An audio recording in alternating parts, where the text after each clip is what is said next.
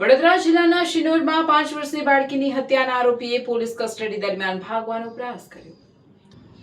વડોદરા જિલ્લાના શિનોરમાં 5 વર્ષની બાળકીની હત્યાના આરોપીએ પોલીસ કસ્ટડી દરમિયાન ભાગવાનો પ્રયાસ કર્યો. તપાસ માટે લઈ જતી વખતે આરોપીએ પોલીસ ઇન્સ્પેક્ટરની સર્વિસ રિવોલ્વર લૂંટવાનો પ્રયાસ કરતા ભારે ઝપાઝપી સર્જાઈ હતી. ઝપાઝપી દરમિયાન અચાનક ગોળી છૂટતા એક ગોળી પોલીસ વાહનના કાચમાંથી પસાર થઈ, જ્યારે બીજી ગોળી આરોપીના પગમાં વાગી હતી.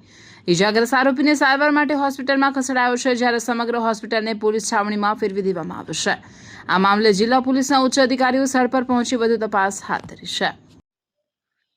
આજે રાત્રે તકરીબન સાંજના 8 વાગ્યાની આસપાસ શિનોર પોલીસ સ્ટેશનના સેક્સ્યુઅલ અસોલ્ટ, પોક્સો અને મર્ડરના અક્યુઝડ અનિલ રાઠોડિયાને પોલીસ કસ્ટડી દરમિયાન સેગવાથી શિનોર પોલીસ સ્ટેશન જતા વખતે રસ્તાની અંદર પોલીસ ગાડીની અંદર પોલીસનું એક સર્વિસ વેપન છીનવાની પ્રયત્ન કર્યું અને એ ઝપાઝપી દરમિયાન અક્યુઝ દ્વારા એક રાઉન્ડ ફાયર કરવામાં આવ્યું, જો કે ડ્રાઈવરના નજીકથી નીકળીને બહાર જતો રહ્યો અને ઝપાઝપી દરમિયાન બીજું એક રાઉન્ડ અક્યુઝના પગની અંદર વાગ્યું છે.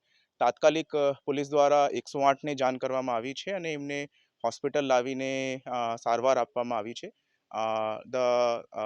ગોળી જ અક્યુઝના પગમાંથી લાગીને બહાર નીકળી રહી છે અને અક્યુઝની કન્ડિશન હાલ સ્ટેબલમાં છે અને હાલ પોલીસે આપની લીગલ કાર્યવાહીની તજવીજ ચાલુ કરી છે.